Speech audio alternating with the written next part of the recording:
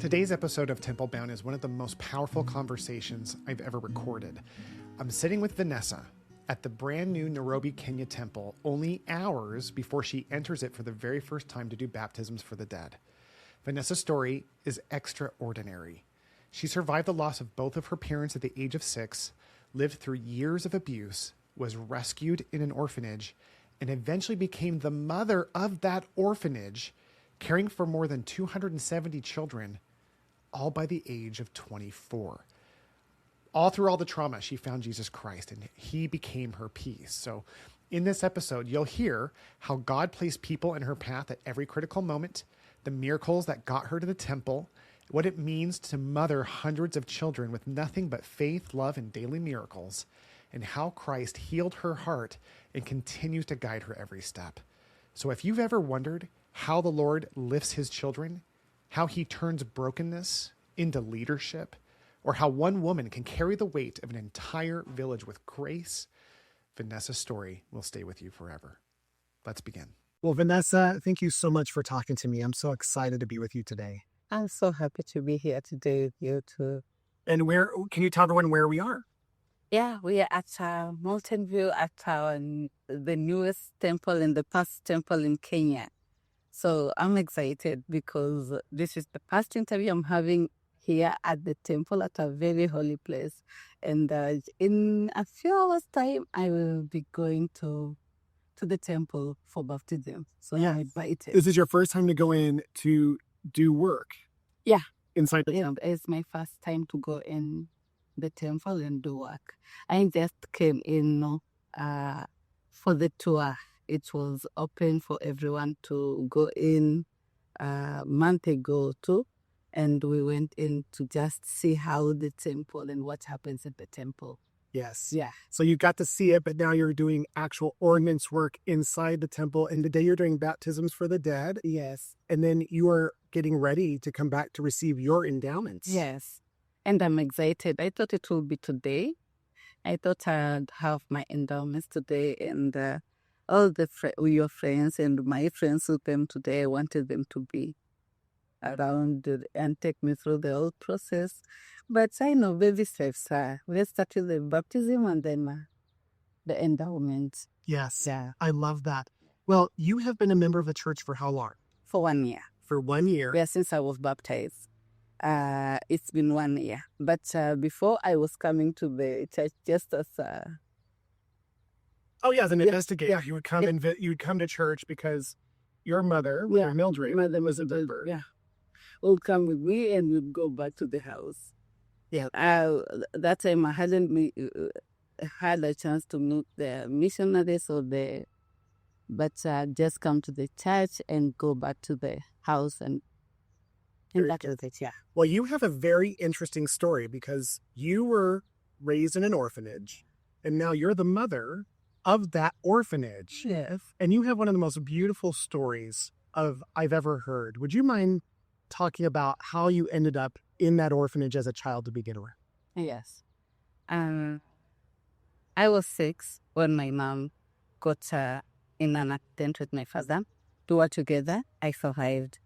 And there was a wonderful family that came along and they took me in.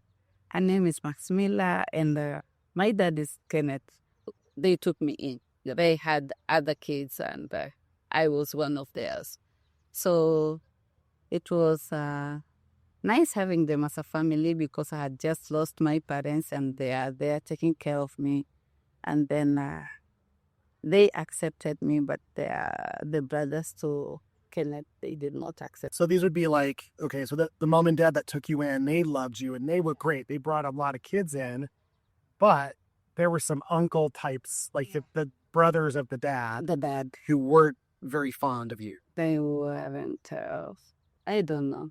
I have asked myself questions and why they would treat me the way they did.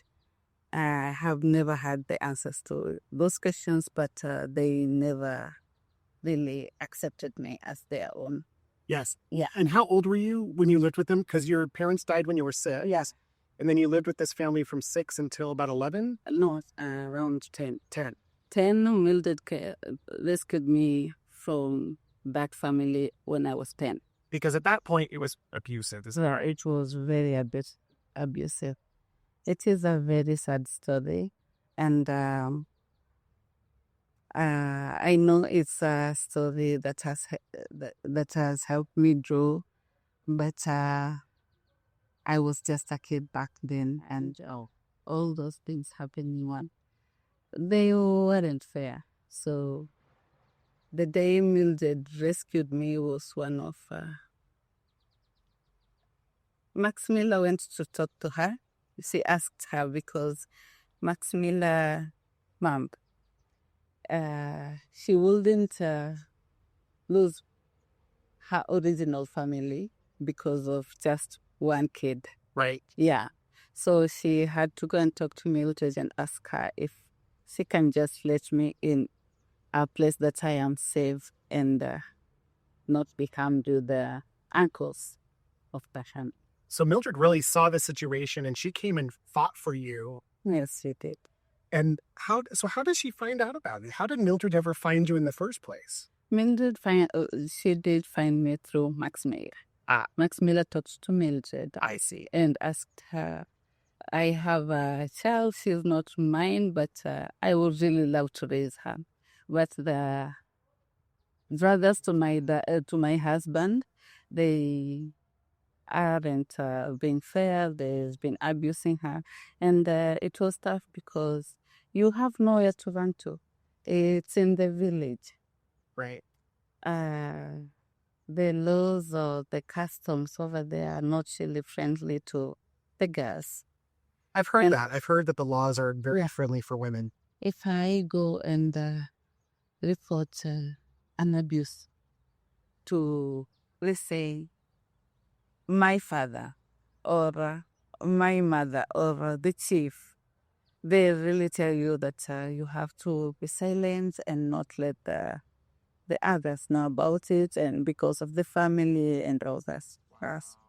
And because the uncles had asked me, there were two, I'd say two, who are very abusive, and they wouldn't even hide about it. They would they become more. I think I'm a bit angrier when I reported them. I see. Yeah. So the abuse got worse. It got worse, and now you have nowhere to go. No, Max Miller wouldn't leave her family because of me, but she tried to get me help. She went and talked to Mildred, and Mildred came in. So Max Miller really took a stand for you in her own way because she was limited with her power, and she loved you. Yeah, she did. So many people have loved you along the way in the face of all this horrible stuff. Yeah. And then Mother Mildred, she's just another level of amazing. Yeah. She comes in and brings you in at the age of 10. 10. And then here I am, living with Max Miller and the family and going to the orphanage. I was happy because I knew I'll be away from the abuse. But also sad because I'm leaving Max Miller and Dad Kenneth. They were very nice people. I know if they had a good environment, I'd be like their favorite daughter. Yeah, you would have, because they were such good parents, that if they had just not had those brothers, it would have been happiness. And so you lose.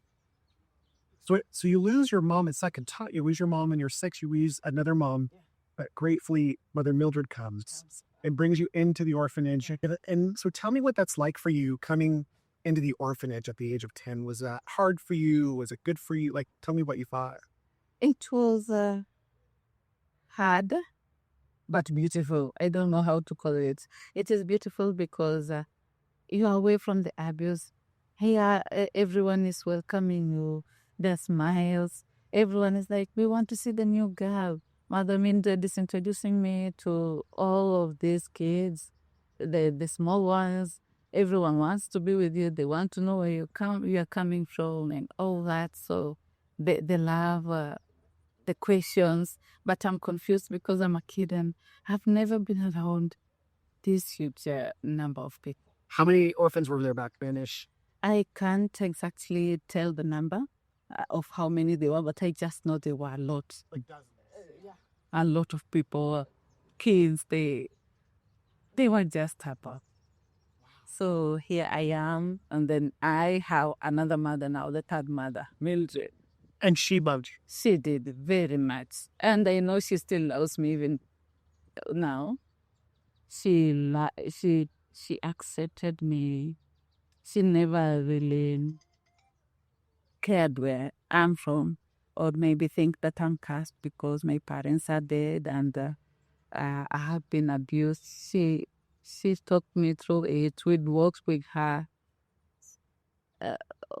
most of the places that she went. You would walk and talk. Yeah. Because here, the culture here, you said something really quick that I want the audience to hear, which is that the culture here is that, like, if your parents died or if you were abused, then you were cursed, is how the village would look at that person. Yeah, they'll look like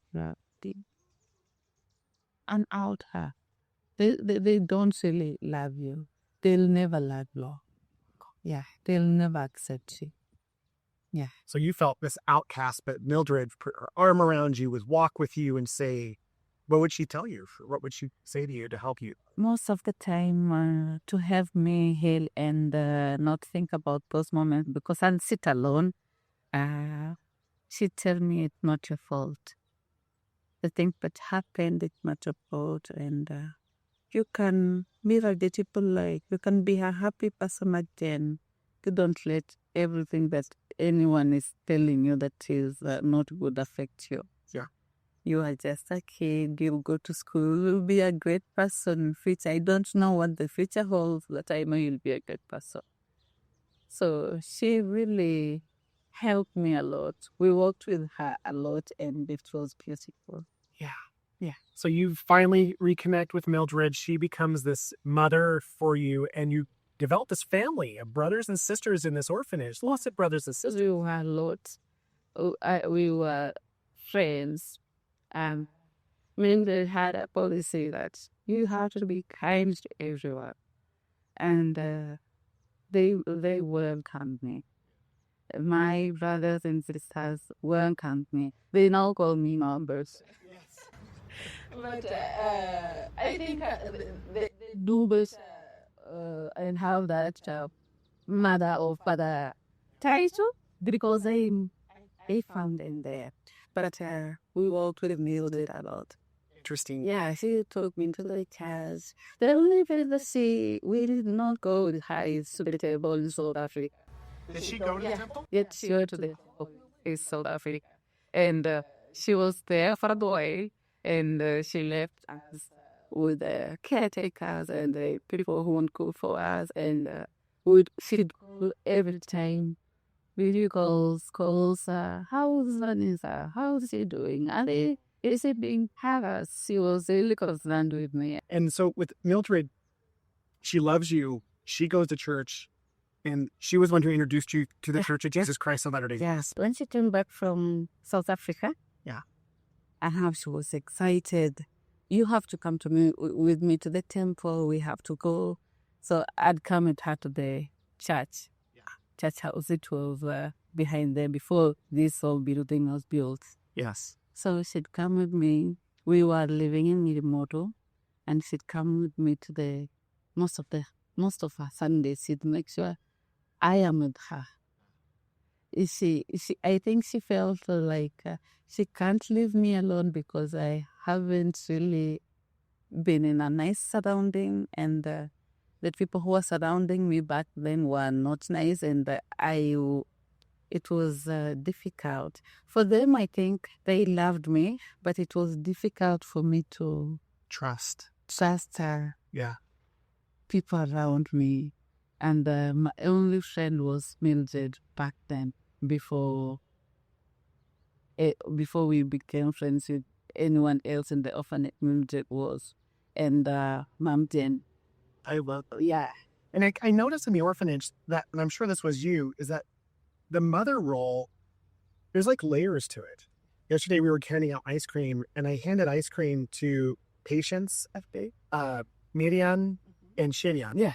And I gave them the ice cream, and they're, little girls. And they immediately went and gave it to the littlest girls.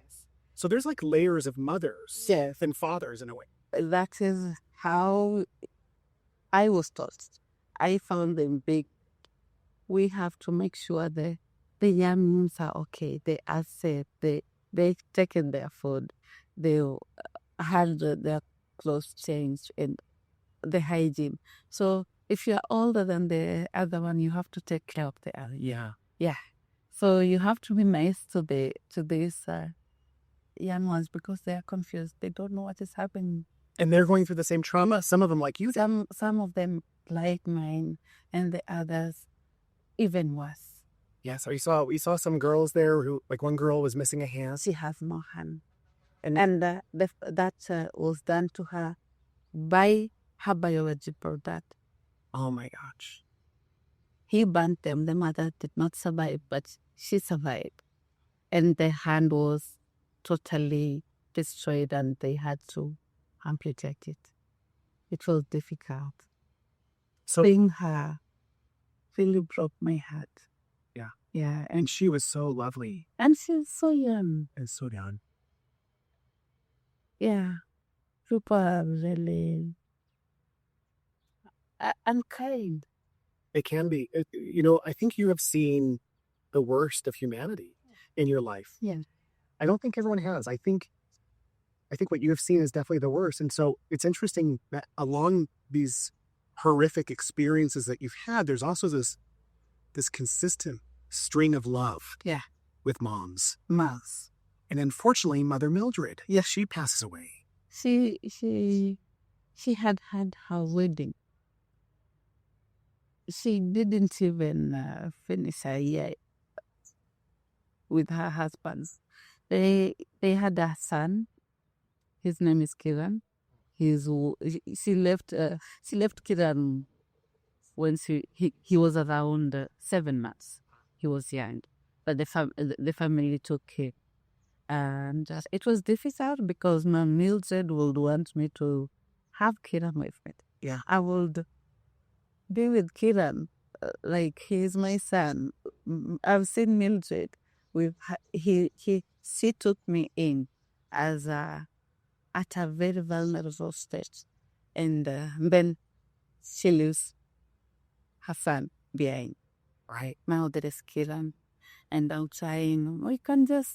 Kiran can be here. I talked to the dad to let Kiran be with us. And then he'd come and visit us because we want to see Mildred here. But they wouldn't. I think he wanted to be with his son. Sure. Yeah, because he had lost a wife also. And then how long ago did Mildred pass away? Oh, a year ago. This year. Actually, this year. So you were baptized and then she passed away? This year. Yeah. Okay. I was baptized last year. Oh, I see. So this year, on January. Mildred passed away in January this year. And she was young? Yeah, 40. 40. Very young, 40 years. She was very young. She had just started a life. Now, she's not there again. She lived such a selfless life. Yeah. Where she served so many people, brought them to Jesus, was right there healing some of the most devastated people on the planet. Yeah. And then you're kind of left with a decision. You're mourning your third mother. Yeah. And you're left, and there's all these orphans. There's 272 orphans. And then what did you decide to do? It was difficult. It was not my decision. They were looking for someone who would take her space. And take her place as mother of the children. As mother of the children. And I wanted the mother too, but everyone was like, no, you have to be there. You've been with Mildred, you know as they were, Sammy, you've seen Sammy. Yeah. No, you can just take this place. We want you to be here. You'll take care of us. You'll take care of all these young kids. We've seen you walk with Mildred. We've seen you grow and transform. And now you are this person who loves us, we love you, and we just want you to be here. So you chose to stay? Yeah. Because Now, I was rescued. If Mildred managed to heal some parts that I thought would never be healed, she took me to the church and I met beautiful people, wonderful, amazing missionaries, kind people. Why can't I do the same to everyone who is requesting me to do it? They would have chosen someone else. Yes. Yeah. But you did. And you have right now, 2 years ago, the orphanage was destroyed. Yeah. In a flood. Yeah. So you were with Mildred during that difficult time, and now you have 72 children in a 5-bedroom house. Yeah. While the 200 others are in this countryside. So how is that? Difficult because assume you've grown up, your brothers, 6, let's say 6 brothers, and then you have to be separated because of something that you can't avoid. And everyone has to go somewhere new. You have to adjust. You just lost your place, and then a few months later, you're losing your mom who has been working so hard to get your place to stay. So it hasn't been easy. It was never easy. We asked a lot of questions, but yeah. Yeah, Heather and I last night were talking after we met you yesterday, and you were at that house with you all afternoon, just feeding one meal, 72 kids, much less bathing, dressing, helping heal, loving, healing. The amount of work that you're doing is just, it's a very inspiring labor of love that you are taking on. It is, I only say it's very difficult because the kids help me. All the kids help the young ones. So I have to walk around and ask the small kids, are you okay? And is everything okay? And most of the times they're so lovely, and they say, yes, we're okay. Marianne gave me this. Marianne their trees. And they take care of the smaller group. Yes, I saw that. Marianne and Sherian are just out there as twins loving on those. They even teach them. They find a book and they'll come and teach the young kids how to read, how to pronounce certain words, and they make it very easy.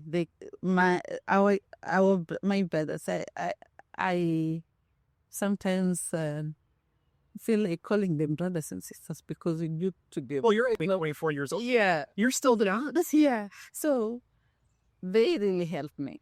I tell Lucy because she's older. She's around 19. You have to take care of this thing. And she knows. So it's automatic. We wake in the morning, everyone knows where she has been assigned. She has to see this one smiling. You have to spread love. You don't have to be unkind.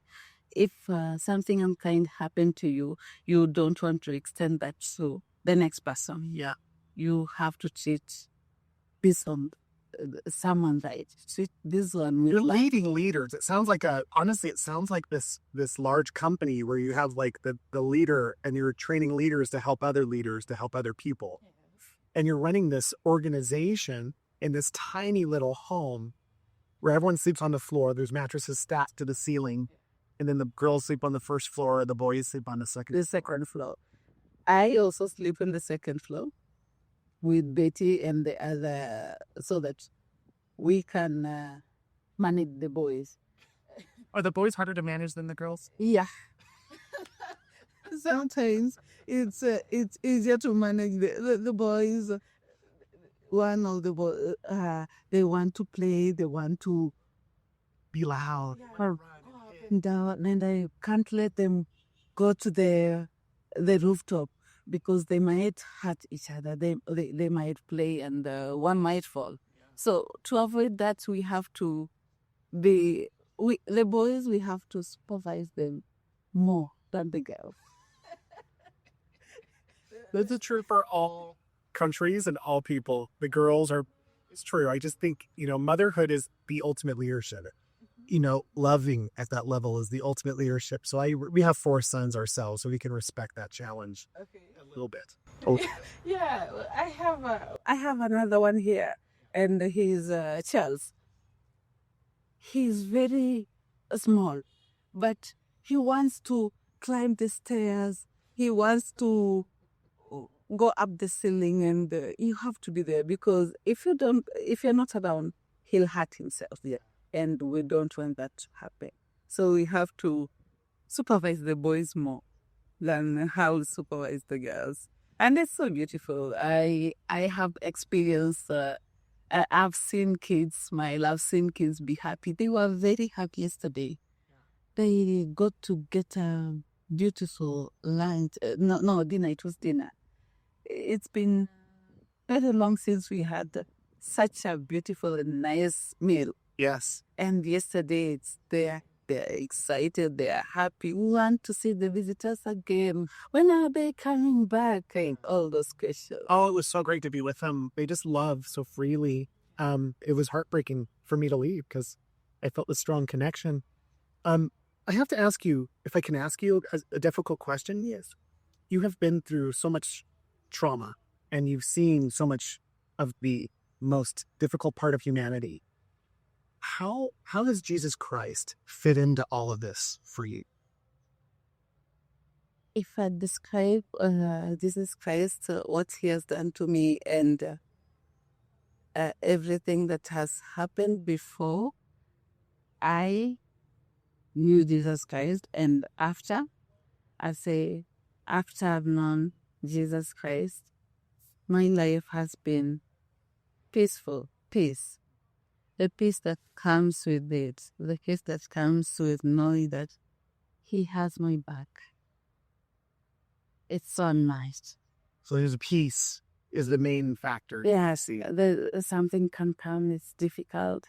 One of my child is sick, and I just rely on that. Hey, and know that at the end of all this, God will come through. Yeah. I'll pray. I have friends, I'll call someone and just ask them to. I call most of the time Mom Brenda. Yeah. Yeah. And I just tell her, Mom, I don't know what to do right now. And I don't know how I'll handle this because I'm new to this. What should I do? And she's the sweetest. She'll tell me, go to the Bible. She brought me a very huge Bible. Yes, yeah, it is explained and it's easier. If I can't understand something from this side, I'll check it on the next page and I find it. She'll give me a verse. We'll talk with her and she'll tell me, just pray. Just pray. And also, right now you don't see a way, but pray about this. And you do pray. Yeah. And have you seen a way after you pray? Yes, I've seen a way. God is really sending angels to show us love. We were never really loved or seen, but there are beautiful people, amazing people. They just want to extend the love to our life and we feel seen. Most of the time I'm praying and Mom Brenda will say, someone here is willing to help. Take one of it gets to the hospital. And I'm like, wow, this is a miracle. But it's still you. So you have seen miracles as you pray because your children love the scriptures. They pray. I just know some people would look at these situations and go, if Jesus loves us, why would these horrible things happen? What would you say to someone like that? I'll ask myself the same question. Really? Because I've lost people. 3 months? 3 months. People who I thought they had like my God, a smaller God. Yeah. This is someone looking to her, but she's not there. But I thank Mildred because she showed me you shouldn't rely on me. There is God. There is Jesus. Go to church, pray. Things will work out. You just pray and let it be. God will God knows you. God knows what you want, what the rest of the kids want, and just leave it to Him. Pray about it and just leave it to Him. And then a miracle just happens. Someone will just call and say, I want to help with one or two things. I never really knew that it will be possible. I never really knew that someone will just come from nowhere. I'll come to the church and someone will come and ask me, hi, what's your name? I'm Vanessa. And I'm like, why would he or she come to me and not the rest of the jobs? And they'll give you so much direction and peace, like it's board working. It's a nice path you're following, and they come with so much blessings, and it has been beautiful knowing God, teaching the kids about God. I won't say I am righteous, and I will not say that I know God so much, but the place that I am at and trusting Him and praying about things that I see they are so difficult, He just walks away. I've been so humbled by your comment just now. A 24-year-old girl who was raised in an orphanage who chose to stay at the orphanage to raise 272 kids, saying, I can't call myself righteous.